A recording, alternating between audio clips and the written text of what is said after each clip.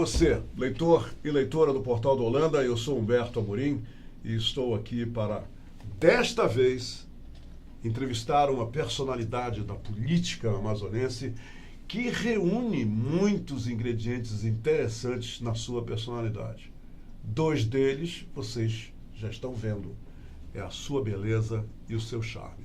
Estou falando da deputada estadual reeleita Alessandra Campelo, que vem aqui no nosso estúdio de entrevistas do Portal do Holanda falar um pouco sobre todo esse processo de reeleição, falar um pouco sobre o que nós devemos e podemos esperar dela nos próximos 4 anos. Bem, uma coisa é certa, nós estamos com muita alegria, até porque ela é uma mulher vitoriosa, ela é um exemplo de conquista, ela é um exemplo de tenacidade para todas as mulheres, para os homens também, tá? Para mim, para todos nós. E é com ela que a gente vai conversar já já. Por isso, fica por aí que a gente vai ficar por aqui. I wish I never sleep and seize every single day. Spend time with my loved ones, family and friends. All I want for life is to be safe and sound. We're always here with you. Muito bem, estamos de volta e desta vez para valer, e nós vamos, a partir de agora, conversar fraternalmente com a deputada reeleita Alessandra Campelo. Deputada, primeiramente, parabéns em meu nome pessoal e de todos nós que fazemos o Portal do Holanda. Eu vou fazer a mesma pergunta que eu lhe fiz ao adentrar o nosso estúdio. O gosto da vitória é maravilhoso, não é, deputada? Ah, com certeza. E na política em especial, porque soa como um reconhecimento da população, quando é o caso da reeleição, né? Na minha eleição, eu senti o sentimento que eu tive da vitória foi muito ligado a uma questão da expectativa que as pessoas depositavam em mim. E quando você consegue ser reeleito, dá aquele sentimento de dever cumprido, né? E de expectativa para as próximas coisas, assim. A gente sempre termina já pensando no que fazer nos próximos 4 anos para ser ainda melhor. A senhora teve 23.859 votos. Verdade. O que a senhora pode resumir em termos das suas propostas que encantou a tanta gente e que confiou na senhora e, por essa razão, sagrou o seu nome como uma pessoa que deveria continuar fazendo o que faz e já fazia na Assembleia Legislativa? Verdade. Eu acredito, assim, que as bandeiras de luta do meu mandato, elas foram importantes para garantir a minha reeleição. Eu, como única mulher hoje na Assembleia, a bandeira de luta da defesa dos direitos da mulher, né, do combate à violência contra a mulher, eu acredito que isso foi um ingrediente forte na minha candidatura à reeleição durante todo o meu mandato. Também uma luta intransigente que eu travei pela defesa do acesso da população aos serviços de saúde, na área da saúde. Eu me identifico muito com essa área, questão da saúde pública mesmo. Um mandato também muito fiscalizador, né? Eu sou aquele tipo de deputada que entra em hospital, que chega em escola e vai à escola dentro, entra na cozinha para ver se tem merenda escolar. Enfim, e nos hospitais, no caso, eu só não entro no centro cirúrgico para não contaminar, porque obviamente é um ambiente onde você não pode entrar, mas eu vou nas enfermarias, eu vou nas salas onde ficam guardadas as medicações, eu converso com os funcionários, eu não gosto de visitar hospital acompanhada de diretor de hospital, por isso eu não aviso quando eu vou, eu chego e saio conversando com os funcionários. Então, eu acho que isso também, esse lado fiscalizador foi importante. Além disso, eu acho que a minha atuação mesmo da parte legislativa, eu fui a parlamentar que este ano, ou melhor, nesses 4 anos de mandato que finalizam dia 31 de janeiro, eu fui a parlamentar que mais apresentou projetos de lei, a que mais fez representações denunciando questões erradas no Poder Executivo. E eu acredito que essa também, a minha presença no plenário, eu sou a parlamentar mais presente nas discussões do plenário, isso está registrado nos anais da casa. Enfim, eu acho que foi um conjunto de coisas, né, de bandeiras que a gente levantou e a atuação. Nós, no estado do Amazonas, atravessamos uma fase de muita preocupação, principalmente por causa desse grande roubo, desse grande rombo que aconteceu no setor da saúde. Inclusive, alguns atores estão até presos hoje por causa Exato, disso. a justiça já soltou 7, eu Sete, acho, né? mas houveram aí as Foram prisões, né? muitas prisões. Alguns estão Me diga uma presos. coisa, né? Durante esses 4 anos que a senhora visitou os hospitais, como a senhora diz, fazendo uma blitz, de repente, a senhora percebeu, tipo agora, ultimamente, alguma melhoria? A senhora percebeu alguma evolução em termos da saúde, apesar desse terrível acontecimento de roubo do dinheiro da saúde? Olha, Humberto, assim, sendo bem transparente, eu confesso que no governo Mello as coisas estavam muito piores. Porque além do mau serviço, ainda tinha a possibilidade, a ameaça de fechamento. Por falta O governo de Mello horário. queria fechar SPAs, né? Todos os SPAs, todos os CAIMs e todos os CAICs, transferindo esse trabalho de uma vez só para a prefeitura e jogando o restante nos prontos-socorros, que já vivem lotados. Então, assim, a gente tinha uma ameaça maior. Mas, por exemplo, hoje ainda os mamógrafos não funcionam no interior, como não funcionavam no início do meu mandato. Hoje, as mulheres do interior não conseguem ter acesso a resultados de exames simples. E isso não era denunciado, né, deputada? A diferença é essa também. Ninguém sabia nada disso. Eu denunciei durante todo o meu mandato, isso, né? Desde o início do mandato e até hoje, né? Você tem, por exemplo, locais onde o mamógrafo não funciona porque não tem um no-break, um aparelho que você vai em qualquer supermercado, hipermercado e compra. Não precisa ser nem numa loja especializada. Locais onde há equipamentos de laboratório que não funcionam porque não foi construído um balcão para colocar esses equipamentos para fazer exames mais complexos do que um simples hemograma, por exemplo. Então, assim, são casos muito graves. Por exemplo, renais crônicos. A gente continua tendo hoje a fila da morte. O transplante não voltou a ser feito aqui no estado. É bem verdade que o governo atual assumiu há apenas 1 ano. A gente não pode exigir tudo, mas eu acho que alguns avanços, sim, a gente já poderia ter tido. Né? E eu, assim, acredito isso a uma situação de que boa parte dos fornecedores permaneceram, né, dos fornecedores anteriores, uma falta de fiscalização mesmo da execução dos serviços públicos. Eu acho que o Estado precisa urgentemente, e seja quem for o próximo governador, precisa ter um trabalho de auditoria independente de alguma empresa renomada, né, que não tenha conluio com nenhum lado político e que possa fazer uma auditoria, porque as empresas que prestam serviços médicos na área não só de imagem, mas de exames, de telemedicina, as empresas que fazem a parte de hemodiálise, tudo isso precisa ser fiscalizado, porque tem muita coisa errada acontecendo. E se eu, em poucas visitas, consigo ver, você imagina se a gente tivesse uma empresa de auditoria que pudesse fiscalizar a saúde. O Amazonas é um dos estados que mais gasta em saúde, mas a gente precisa melhorar a gestão e precisa evitar o desperdício e combater a corrupção. E para isso eu acho que a gente precisa de uma opinião externa. Eu acho que, infelizmente, olhar diferenciado, os órgãos, né, de controle que a gente tem, que é o Ministério Público, que é o Tribunal de Contas, hoje eles não têm perna para fiscalizar tudo.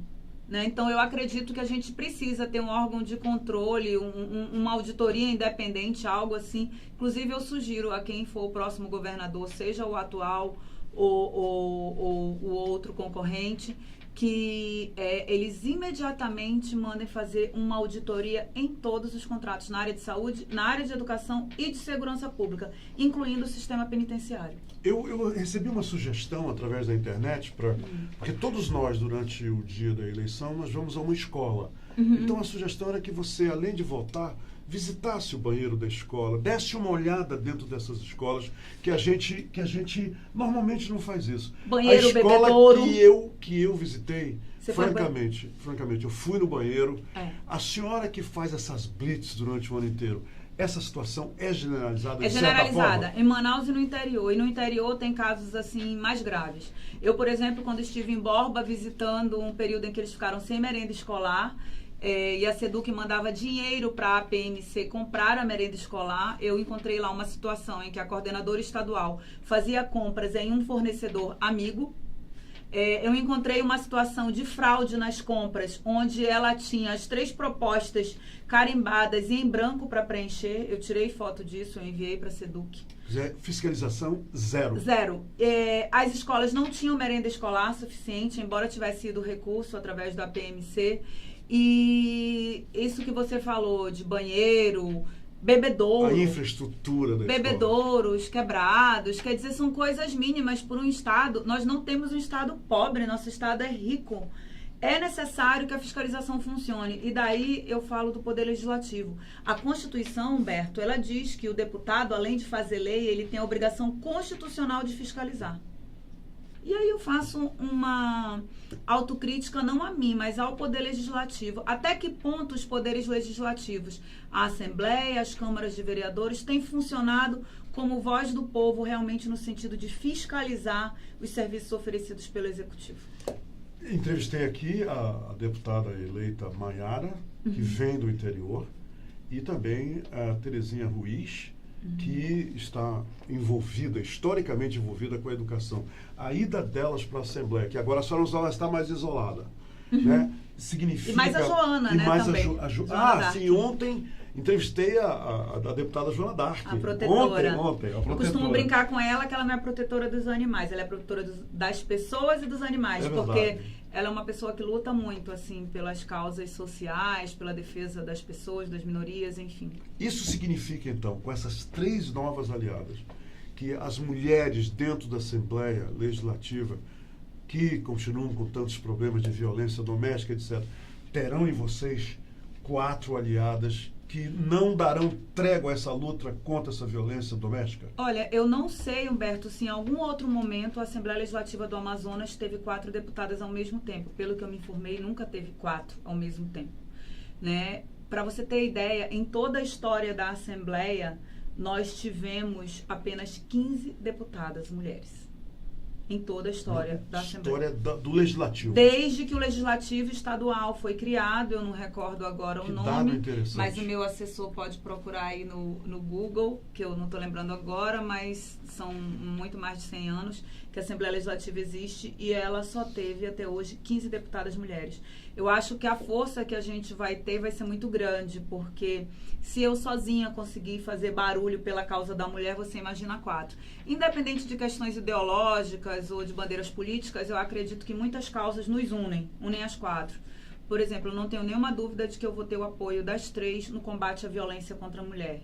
Na aprovação de emendas ao orçamento que garantam a construção de novas delegacias da mulher.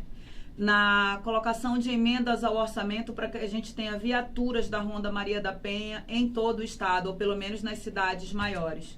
Né? Para que a gente tenha pelo menos uma policial militar e uma policial civil mulher em todas as delegacias do interior do estado. Porque você imagina, uma mulher que é estuprada ou que sofre violência doméstica, ela chega numa delegacia no interior e ela vai conversar, é um homem para atendê-la. E muitas vezes você não fica à vontade.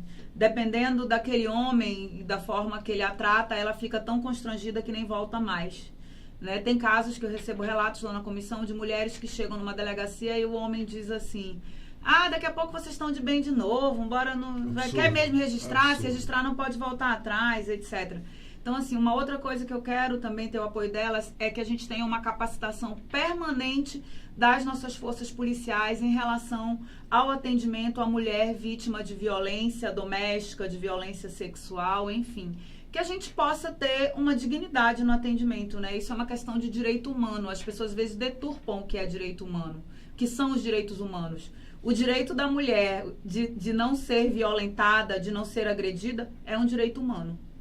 Né? Então, a gente precisa garantir isso. Então, eu acho que nós teremos muitas pautas em comum. Por exemplo, a luta pelas creches, porque eu não fiscalizo só o Poder Executivo Estadual, eu fiscalizo também os poderes executivos municipais, e inclusive o governo federal, quando precisa, eu critico também.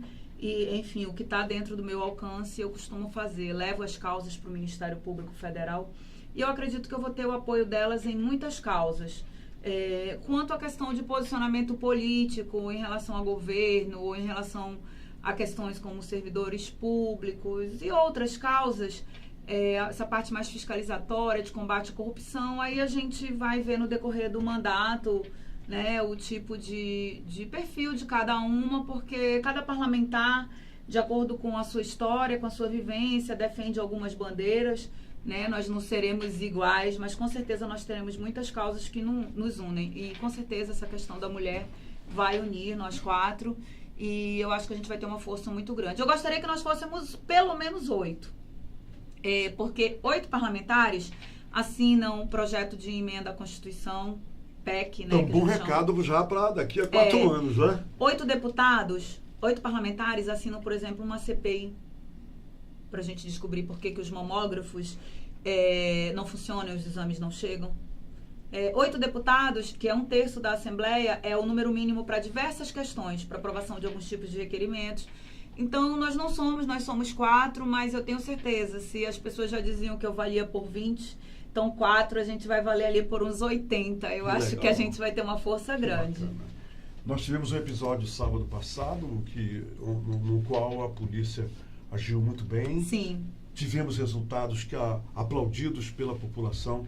A senhora acredita que nos próximos 4 anos a tendência é essa, melhorar muito mais o combate da violência, quer dizer, beneficiando não só as mulheres por essa questão de Da violência doméstica, violência, mas toda a população? de forma geral. A senhora acredita que vai melhorar o estado de segurança, que agora vivemos um estado de segurança, não é, deputada? Eu acredito, Humberto, assim, 2 questões. Primeiro, sobre o posicionamento dos policiais. Os nossos policiais, os que conseguem, a maioria deles, que são policiais bem preparados, eles conseguem muitas vezes esse preparo sozinhos. A gente não tem hoje um recurso aplicado na capacitação, né, e na capacitação permanente dos nossos policiais. Isso é fato, né? Isso é fato, e é uma das coisas que a gente reivindica muito, né? A gente precisa que a polícia tenha uma aplicação de recursos todos os anos na capacitação do policial. O nosso policial, ele precisa de atendimento psicossocial. Nossos policiais sofrem de depressão, né, tem policiais que chegam a ser afastados por suspeita ou por diagnóstico de esquizofrenia, enfim, de doenças ocupacionais e doenças psíquicas, né, causadas pelo alto estresse do trabalho. Você imagina o estresse de um policial desse, que esteve ali, que atirou nos bandidos, a dificuldade, mesmo ele sendo um sniper, um bom atirador, ele tendo que ter ali na vida dele, nas mãos dele a responsabilidade pela vida daquelas pessoas que estavam como reféns, das pessoas nas proximidades, né? Então são momentos assim de muito estresse. A gente precisa dar apoio a esses policiais. Eu acho que a premiação que o governo deu pelo ato de bravura deles foi uma condecoração necessária e importante de reconhecimento a eles, mas eles precisam mais que isso, né? É uma pena que o governo reconheça isso em período eleitoral, porque vários outros atos de bravura que nós já tentamos que fossem condecorados não conseguimos, mas que bom que foi feito a esses policiais e foi justo. Agora eles precisam também de melhores condições de trabalho, eles precisam de coletes balísticos em dia, eles precisam de um armamento melhor, porque eles com uma .40 ficam combatendo traficantes, muito jovens, inclusive, quase meninos que já andam com escopeta, com armas mais potentes, todos aí colocados nas mãos deles pelos tráficos de droga. A gente precisa de uma aliança com o governo federal que garanta um melhor policiamento nas fronteiras. A gente precisa ter uma patrulha nos rios permanente, né, com pessoas capacitadas, e a gente precisa de concurso público, porque nosso efetivo hoje não é suficiente. Não adianta você querer fazer o trabalho de 200 pessoas com 100 pessoas, por exemplo. Você não vai conseguir que aquele trabalho seja bem feito. Então, a gente precisa, embora haja problemas na lei de responsabilidade fiscal, embora a gente tenha uma situação em que não dá, talvez, para ter o efetivo necessário, ideal, mas a gente tem que aumentar o efetivo da Polícia Civil, Militar, do Corpo de Bombeiros, e a gente precisa mais ainda, Humberto, melhorar a nossa polícia técnico-científica. Nós temos várias pessoas com pós-graduação e doutorado dentre os nossos peritos criminais. No entanto, a gente tem instalações inapropriadas hoje, insuficientes, por exemplo, para ter um banco de dados de DNA, de criminosos, para você ter um banco de dados de impressões digitais. Olha, eu vou lhe dar um exemplo. O nosso Instituto de Identificação, hoje, se tiver um incêndio, a gente não tem mais o registro de ninguém no estado. Porque ele é um instituto onde a maioria dos registros mais antigos estão todos somente em papel, né? Quando você precisa identificar alguém, você tem que sair procurando, né? A gente precisa digitalizar esse arquivo e a gente precisa de uma situação em que a pessoa que chega para emitir sua carteira de identidade, ela vai chegar lá com a sua digital e através daquela digital ela já vai ser identificada em qualquer lugar do estado. Então, se aquela pessoa um dia cometer um crime, né, ela vai ser identificada. Enfim, são muitas coisas que precisam ser feitas em relação à segurança pública, porque a população vive uma situação de insegurança. Deputada, eu me sinto em boas mãos por causa da sua reeleição. Gostei mesmo de tudo que a senhora falou agora. Parabéns e que Deus me proteja, Ele dê muita inteligência e sabedoria para agir da melhor forma possível pelo povo que confiou na senhora e que agora a senhora é deputada de todos nós. Todos os amazonenses. Exatamente, isso que eu costumo dizer. De Depois que a gente é eleito, eu não sou a acabou. deputada dos 24 mil que votaram Não, em mim, eu sou a não. deputada do Amazonas. Inclusive, eu uso essa hashtag, deputada do Amazonas. Parabéns. E eu fiscalizo onde eu tive um voto, onde eu não tive voto, enfim, todos os lugares. Saio da entrevista impressionado e feliz que você foi reeleita. Parabéns. Que ótimo. Tá bom? Tá bom, muito obrigada. Eu que agradeço. E quero, Humberto... E aqui no Portal da Holanda, durante os próximos 4 anos, disponha da gente. Muito obrigada. O Manel pode me cutucar a hora que ele quiser, com as suas notícias. Gente, das o Manel suas é meu atuações. assessor, que está aqui, Ele viu? tá Emanuel, aqui só olhando a gente jornalista, ali. Mas eu queria aproveitar, rapidinho, Humberto, primeiro mandar um abraço para toda a equipe do Portal da Holanda, as meninas ali quando eu entrei, as garotas, né? Os meninos também, olha, quem está assistindo a gente aí na internet, eu cheguei aqui, a maioria de mulheres, eu gostei disso. Quero mandar um abraço especial para o Holanda, né, que tem feito um trabalho importantíssimo, hoje é um dos portais mais vistos do Brasil. E a você, Humberto, por esse espaço, porque você tem agregado muito mais qualidade ainda ao portal. Quero colocar o meu mandato à disposição de toda a população do Amazonas e gostaria que vocês me encontrassem nas redes sociais. Alessandra Campelo, é só pesquisar no Facebook, no Instagram. Pode mandar mensagem em inbox, às vezes eu respondo. E quando eu não posso, minha assessoria também olha lá. E eu estou à disposição da população por mais 4 anos para continuar defendendo o povo. Valeu. É isso aí. Valeu mesmo. Muito bem, gente, por hoje é só. Mas amanhã a gente volta. Obrigado pela companhia.